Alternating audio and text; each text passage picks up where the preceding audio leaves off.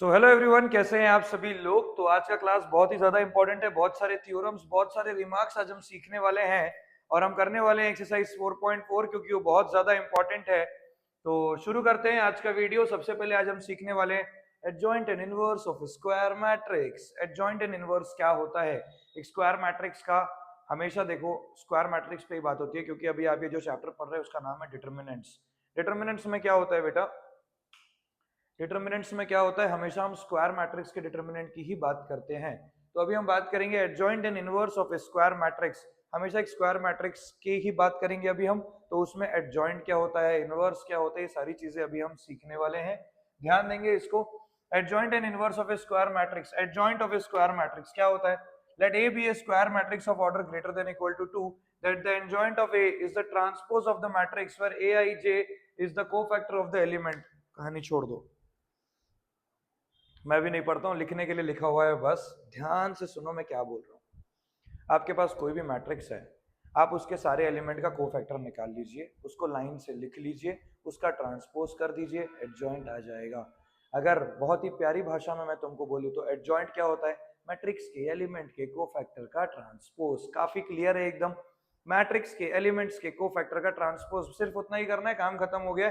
बहुत प्यार से मैं आपको बता रहा हूँ एडजॉइंट क्या होता है, समझना ध्यान से क्योंकि बहुत इंपॉर्टेंट है ये। Adjoint of A matrix A, एक मैट्रिक्स है उसका एडजॉइंट निकाल रहा हूं। मैं हिंदी में पहले लिखूंगा, कलर चेंज करके लिख रहा हूं, ध्यान से देखना।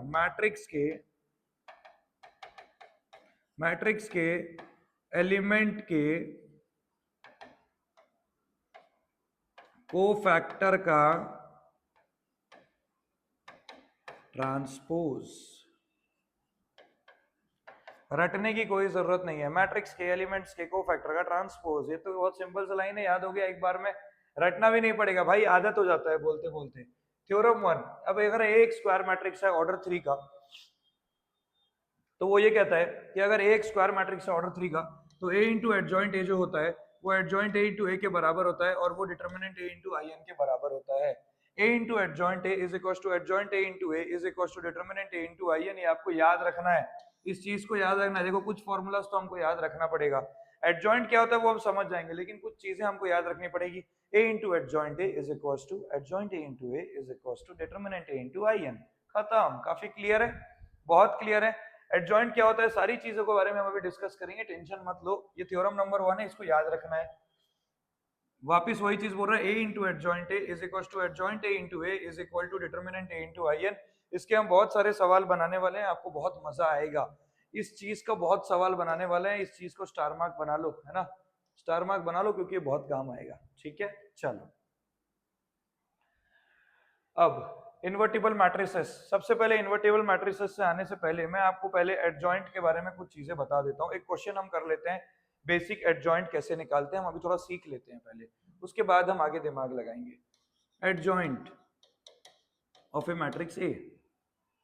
मान लो सबसे पहले ए मैंने एक 2 इंटू 2 मैट्रिक्स लिया, 2 इंटू 2 मैट्रिक्स लिया। क्या दिख रहा है? -3, 4, -7, -2। ये मैंने एडजॉइंट लिया है, ठीक है। अब हम इसका, ये हमने ए मैट्रिक्स लिया है, इसका हम एडजॉइंट निकालेंगे। सबसे पहले मैंने क्या बोला था? कोफैक्टर। क्या नहीं बोला था मैंने? कोफैक्टर। सबसे पहले कोफैक्टर का मैट्रिक्स बनाएंगे। सबसे पहला एलिमेंट का कोफैक्टर -3 का कोफैक्टर, इसका कॉलम और इसको रो को भूल गए, क्या बचा? -2। -3 कौन सा एलिमेंट है? फर्स्ट रो फर्स्ट कॉलम, 1 + 1 कितना होता है? 2। तो इसका कोफैक्टर कितना आ गया? -2 आ गया। उसके बाद 4 का, 4 कौन सा एलिमेंट है? First row second column, 1 2, a1 2, 1 + 2 3, odd होता है। तो ये रो ये कॉलम भूल गए, क्या बचा? -7। ऑड है तो क्या लिखेंगे? +7। खत्म। उसके बाद आगे -7 में ये कौन सा एलिमेंट है? a21, 2 + 1 3, ऑड होता है। तो ये कॉलम ये रो भूल गया, क्या बचा? 4।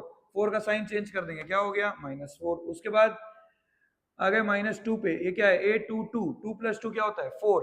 यहाँ पे हम आ गए, ये कॉलम ये रो भूल गए, क्या बचा? -3। 2 और 2 इवन होता है, इसीलिए यहाँ चुपचाप क्या आ गया? -3। ये आ गया कोफैक्टर। इस कोफैक्टर का मेरे को क्या करना है? ट्रांसपोज। अभी मैंने लिखा कोफैक्टर, फिर उसका क्या कर देंगे? ट्रांसपोज। तो क्या हो जाएगा ये? -2, 7, -4, -3। Your answer is here, adjoint of A. Adjoint of A आपके पास आ गया। काफी क्लियरली, कोई टेंशन नहीं है। देखो बहुत ध्यान से अगर देखोगे बहुत ध्यान से अगर आप देखोगे, ध्यान से देखोगे तो ए ये है, एडजॉइंट ऑफ ए ये है, बहुत ध्यान से, सिंपल सा ट्रिक है, 2x2 मैट्रिक्स में ये काम देता है। Trick to remember for 2x2 matrix, 2x2 matrix में ही काम देता है, याद रखना। 2x2 मैट्रिक्स में क्या हो रहा है, ध्यान से देखोगे अगर तो यहाँ -3 यहाँ 4 है, यहाँ -7 है, यहाँ -2 है। एडजॉइंट जब निकला ये -3 की जगह और ये -2 पलट गए, -2 और -3 हो गए। ये 4 और 7 वैसे ही थे लेकिन उनका साइन चेंज हो गया, 4 का हो गया -4, 7 का हो गया 7। इतना ही याद रखना है। अगर फटाक से निकालना चाहें, ए आपको दिया गया है -5, 3, 6, -2, कोई दिक्कत? डायरेक्टली अगर एडजॉइंट ऑफ ए आप लिखना चाहते हैं, क्या हो जाएगा, इन दोनों को पलट देना, यहाँ हो गया -2, यहाँ हो गया -5, इन दोनों का साइन बदल देना, यहाँ हो गया -3, यहाँ हो गया -6, खत्म। क्लियर है? वापिस से एक और क्वेश्चन बनाता हूं आप लोगों के साथ। यहाँ ए दिया है 4, -2, 6, -3, कोई दिक्कत? चुपचाप आपको क्या निकालना है, एडजॉइंट ऑफ ए। इन दोनों को पलट दिए, यहाँ आ गया -3, यहाँ आ गया 4, ये दोनों का साइन बदल देंगे, यहाँ आ गया 2, यहाँ आ गया -6, खत्म। काफी क्लियर है, बहुत सिंपल है, काफी ज्यादा क्लियर है, बिल्कुल लोड लेने की जरूरत नहीं है आपको, है ना? समझ में आ गया एडजॉइंट क्या होता है। 3x3 मैट्रिक्स का भी हम निकालेंगे, कुछ नहीं, सारे एलिमेंट्स का कोफैक्टर निकालो, लगाओ, ट्रांसपोज कर दो, एडजॉइंट आ गया, खत्म। ठीक है, तो चलो अब यहाँ आ जाओ, इन्वर्टिबल मैट्रिसेस। इन्वर्टिबल मैट्रिसेस क्या होता है, कोई भी मैट्रिक्स ए इन्वर्टिबल है तो उसका जो इनवर्स होगा, मान लो उसको मैंने नाम दे दिया बी। कोई मैट्रिक्स ए है, उसका जो इनवर्स है उसको मैंने नाम दिया बी। तो ये कहता है कि ए अगर एक इन्वर्टिबल मैट्रिक्स है और उसका एक इनवर्स आ रहा है बी, या फिर ए एक मैट्रिक्स है, बी एक मैट्रिक्स है, आपने ए इंटू बी किया, आपने बी इंटू ए किया, दोनों आई एन बन गए। मतलब मान लो ए एक मैट्रिक्स है, बी एक मैट्रिक्स है, आपने ए इंटू बी किया, आपने बी इंटू ए भी किया, दोनों बराबर हुए और दोनों किसके बराबर आ गए, आई एन। आई एन मतलब क्या, यूनिट मैट्रिक्स के बराबर आ गए।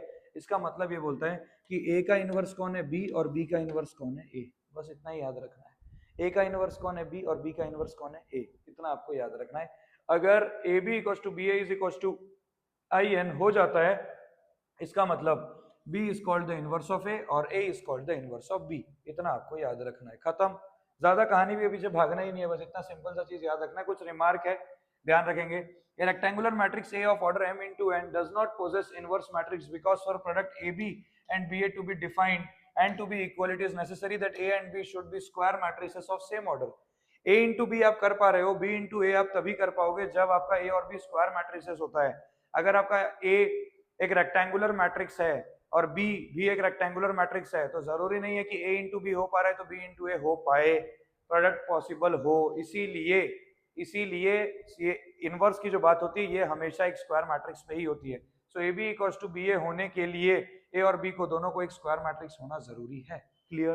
ठीक है, तो वही बोल रहा है, if B is inverse of A then A is inverse of B. अभी अभी मैंने लिखा था, देख लीजिए, if B is inverse of A then A is inverse of B. काफी क्लियर है। चलो आगे बढ़ते हैं। If a square matrix has inverse then it is unique. हमेशा यूनिक रहेगा उसका इनवर्स। अगर ए एक मैट्रिक्स है, उसका इनवर्स अगर बी आ रहा है, तो ए का इनवर्स और कोई नहीं हो सकता बी के अलावा। अगर मैं एक मैट्रिक्स हूँ, मेरा इनवर्स कुछ निकल के आ रहा है, तो मेरे 4-5 इनवर्स नहीं निकल के आएंगे, हमेशा एक ही इनवर्स निकल के आएगा। इस चीज को दिमाग में रख लो। कोई प्रूफ से कोई मतलब नहीं है, बस चीज को दिमाग में रखना है कि भाई मैट्रिक्स का इनवर्स हमेशा यूनिक होता है। ऐसी चीजें आपको एमसीक्यू में पूछी जा सकती है। क्लियर? चलो, let A be a square matrix then A is called singular if determinant A is equal to 0. Singular matrix, non singular matrix क्या होता है समझते हैं। सिंगुलर मैट्रिक्स वो होता है जिसका डिटरमिनेंट 0 होता है। नॉन सिंगुलर मैट्रिक्स वो होता है जिसका डिटरमिनेंट नॉन 0 होता है। खत्म, इतना ही कहानी है। जिसका डिटरमिनेंट ऑफ ए अगर 0 है तो ए क्या हो जाएगा, सिंगुलर। डिटरमिनेंट ऑफ ए अगर नॉन 0 है तो ए क्या हो जाएगा,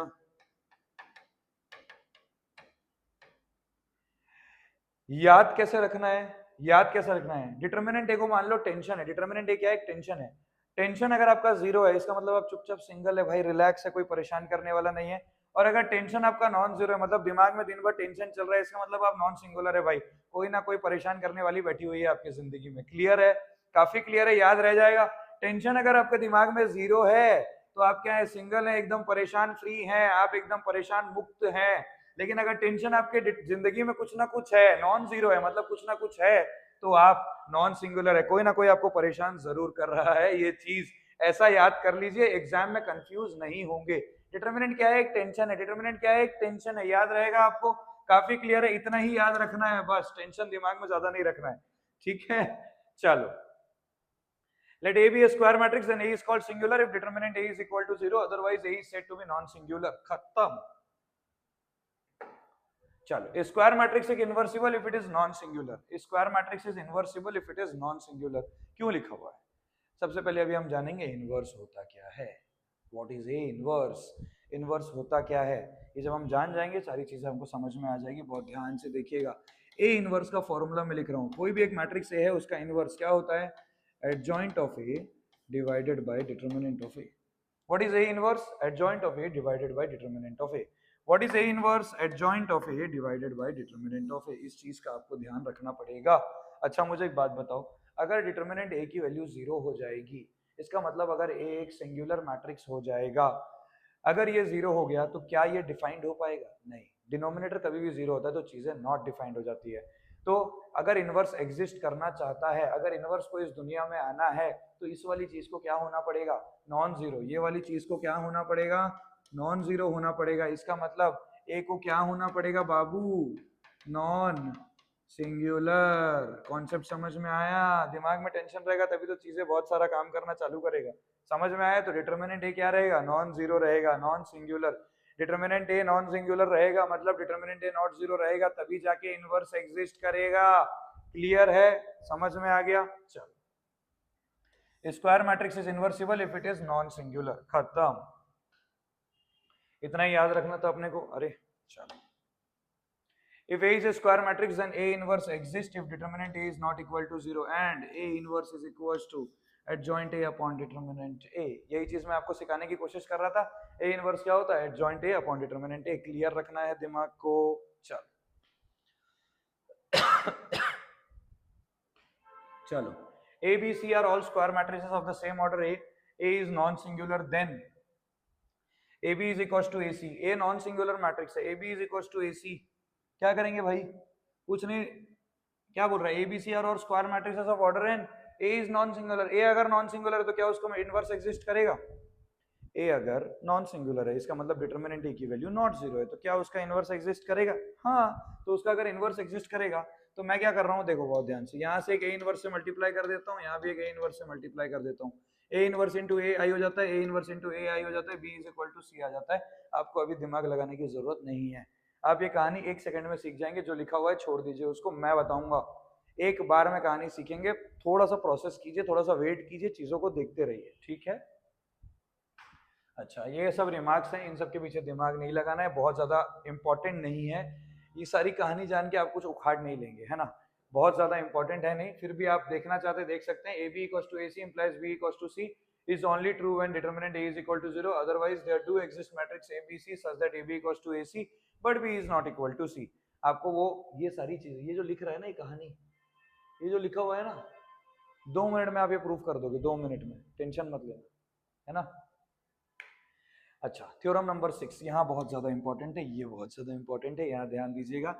if A and B are invertible square matrices of the same order then A B is also invertible. अगर ए और बी स्क्वायर मैट्रिसेस हैं सेम ऑर्डर के, ए का भी इनवर्स एग्जिस्ट कर सकता है, बी का भी इनवर्स एग्जिस्ट कर सकता है। ए और बी दोनों क्योंकि इन्वर्सिबल हैं, तो ए बी का इनवर्स जो है वो क्या हो जाएगा? B inverse into A inverse, A into B का inverse is equal to B inverse into A inverse. याद रखिएगा जरूर। क्लियर है? रट लेना भाई ये वाली चीज को। बहुत सारे बच्चे गलती कहाँ करते हैं, ए बी का inverse equal to A inverse into B inverse. गलत हो गया, उलट जाता है, पलट जाता है, ध्यान रखेंगे, ठीक है। चलो, कुछ रिमार्क्स हैं, ध्यान रखेंगे। ए इंटू ए का इनवर्स क्या हो जाएगा? ए इनवर्स इंटू ए इनवर्स, या फिर ए स्क्वायर का इनवर्स, या फिर ए इनवर्स का स्क्वायर।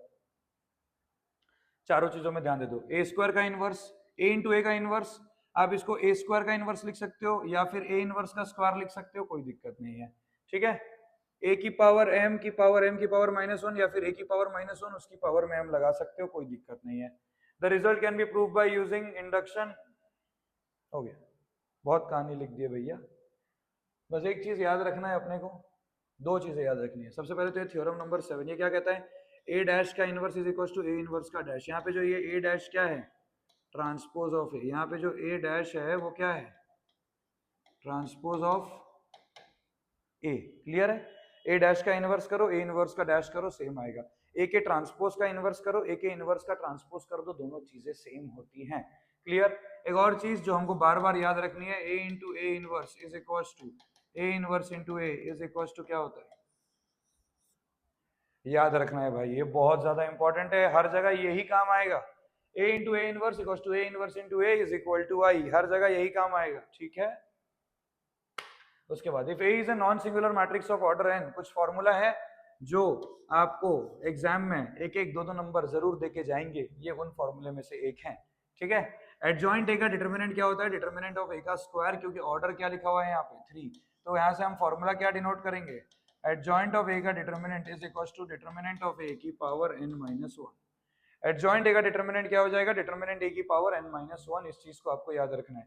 एडजॉइंट ए का डिटरमिनेंट क्या हो जाएगा, डिटरमिनेंट ए की पावर n माइनस 1, याद रखेंगे इस चीज को वापस से।